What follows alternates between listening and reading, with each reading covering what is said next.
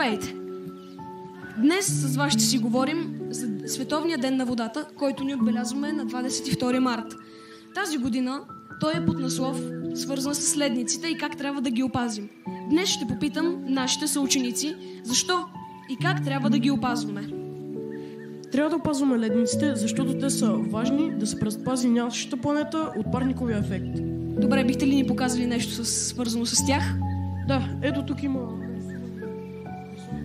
които са точно на тази тема с ледниците. Наистина много са красиви. Вие участвахте или не? Не участвах. Наистина много са красиви. Благодаря ви.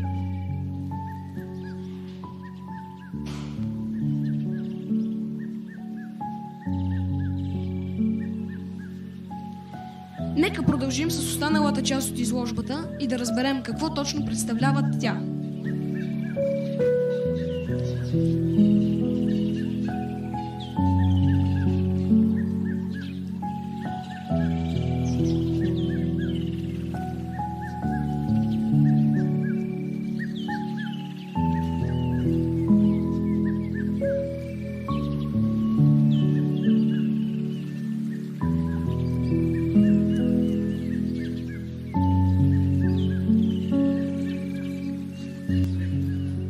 Продължаваме с остатъка от изложбата, свързана с Деня на водата.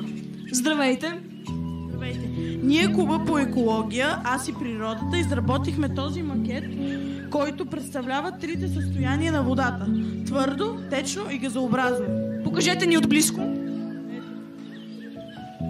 Леле, много е красив.